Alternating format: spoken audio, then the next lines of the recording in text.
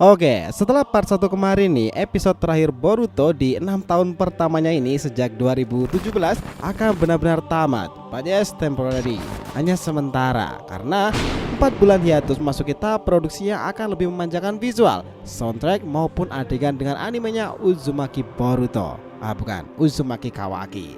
Nah sekarang nih, berdasarkan informasi para fans, kisah Boruto episode terakhir 293 ini ternyata mengambil latar full chapter 67 ke setengah bagian 68, dimana Boruto yang bangkit 100% ke Otsutsuki murni ini akan mengalami kejutan besar nih jika tubuhnya sekarang sangat membahayakan dan tak terkendali.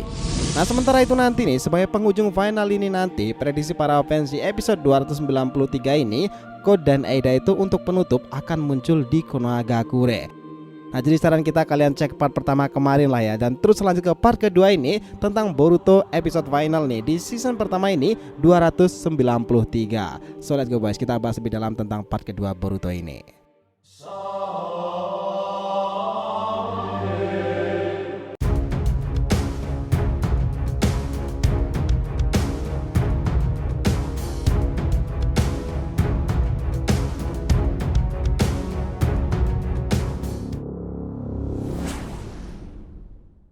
Yo nakama, DRTV Mediatif, welcome back again. Nah kali ini kita akan ngebahas mengenai final akhir season pertama setelah 6-7 tahun cerita Boruto part kedua, finalnya episode 293. Oke, biar gak salah persepsi silahkan simak sampai akhir ya. Jangan lupa like dan kasih respon di video kali ini. Kita lanjut. Adegan ini kita ambil setelah Boruto bangkit lagi menjadi Otsutsuki. Jadi kalian tonton dulu part yang pertama kemarin. Nah, tetapi di sini nih Momoshiki itu kembali untuk kesekian kalinya untuk memberikan peringatan kepada Boruto. Hei bocah, kehilangan wadah akan berarti jiwaku juga akan musnah. Sama seperti Shiki, selain menjadi penerima jiwa seseorang, seorang wadah juga memiliki pengikat ke dunia manusia. Kau adalah jangkarku, wadah yang sangat berharga. Aku tak bisa kehilangan dirimu sekarang demi diriku sendiri. Tadi sebagian jantung dan paru-parumu itu hancur dan kau kehilangan banyak darah. Tentu saja kau mati jika aku tak segera ikut campur. Dengarkan ini, aku sudah membangkitkanmu memakai sebagian dari karma. Seperti yang kau tahu, karmamu mengandung seluruh diriku dalam bentuk data yang dipadatkan. Sekitar 82% sudah dibongkar dan menyatu dalam tubuhmu itu.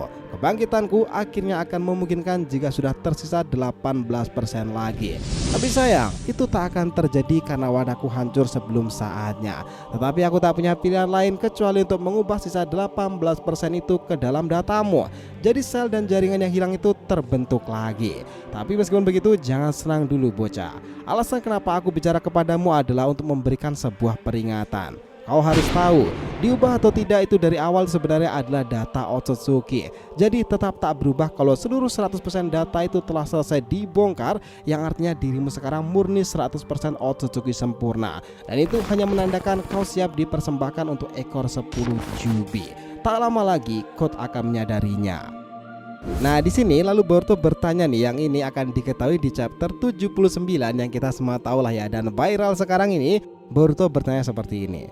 Dulu kau pernah berkata padaku soal ramalan mata biru yang merenggut semuanya kan? Sekarang aku sudah pernah mati. Apa ini yang kau maksud, Momoshiki? Dan kenapa hal itu akan datang? Realitas pastinya bahkan aku pun tak tahu dengan jelas. Tapi itu tak lama lagi, waktunya sudah dekat. Dan itu akan jadi pemandangan luar biasa, nak. Dan ya sekarang kita udah tahu kan ya, dalam chapter terbaru kemarin itu apa yang terjadi dengan dunia shinobi dan realitas yang terbalik ini. Setelah kejadian itu nih, mereka itu kembali ke markas Konoha dalam ceritanya. Dan semua orang kaget, Amado, Sai dan juga Katasuke mengetahui Boruto dibangkitkan Momoshiki lagi dengan karma. Tapi hanya Amado yang bisa menebak nih bahwa masalah sebenarnya adalah ada nih, karena sewaktu-waktu Momoshiki itu bisa mengambil alih kesadaran Boruto ini masih terbuka lebar. Dan kita tak punya solusi untuk permainan hal tersebut. Nah dia mendengar penceramaan orang tua itu, Boruto mengatakan seperti ini. Gimana ya aku mengatakannya, tapi aku sekarang merasa kalau aku bisa memakai kekuatannya dengan lebih baik sekarang. Semua orang lebih terkejut lagi. Sementara itu bagaimana dengan Kawaki nih? Ya dia ada di ruangan bersama Sumire, tentu di ruangan berbeda. Shikamaru dan Hokage ada perbincangan serius di sana dan di dekat Kawaki. Bahkan Shikamaru mengatakan jika ia tak akan menahan Kawaki karena Shikamaru sadar dia bisa mengejarkan dirinya dengan Sukuna Hikona lalu kabur, dan dia bisa menyerap nih semua jutsu penyegelan dengan karma, dan menahannya bukanlah pilihan yang mudah. Akan sangat buruk kalau sampai membuatnya sangat marah, tapi untungnya keinginannya itu sederhana. Selama Naruto aman, dia tak akan marah terhadap kita semuanya. Kuncinya Naruto harus aman nih, dan kita akan selalu memakai solusi damai. Seperti itulah cara Desa Konoha melakukannya. Lalu Shikamaru tuh berjalan keluar nih, dia fokus ke sebelah ruangan. Bahkan reaksi Shikamaru disadari Sumire. Nah tiba-tiba ia ketemu dengan Sasuke nih di persimpangan ruangan itu. Shikamaru, aku punya informasi, ini soal keberadaan God. Nah begitu sapa dari Sasuke.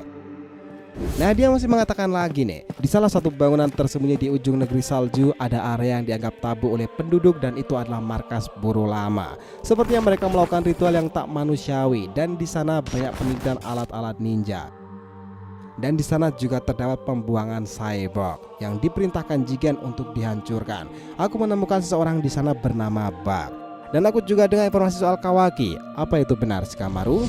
Ya benar, dia telah membunuh Boruto muridmu. Bahkan walau itu demi menghentikan Momoshige, dia melakukannya tepat di depanku dan Naruto. Untungnya Boruto ternyata dia baik-baik saja setelah kejadian itu. Dan orang lain yang tahu soal itu hanyalah kau, Ino, Sai, Amado, dan juga Katasuke. Nah begitulah terjadi percakapan antara Shikamaru dan juga Sasuke nih. Jika kau ingin menemui Boruto, dia pasti ada bersama dengan putrimu. Sarada ada di sana juga. Temui mereka dan setelah itu mereka berpisah. Nah di sini menariknya, scene itu berganti ke markas Eida lagi nih. Mereka itu membicarakan soal Boruto yang masih hidup itu. Eida itu sempat marah karena Code seenaknya memakai adiknya Daemon tanpa seizinnya. Di sini Eida memperingatkan kepada Code jika ia masih tak becus membawa Kawaki. Sebagai peringatan, dia dan Daemon akan membereskan Code nih, karena mereka menganggap sebagai sebuah bisnis.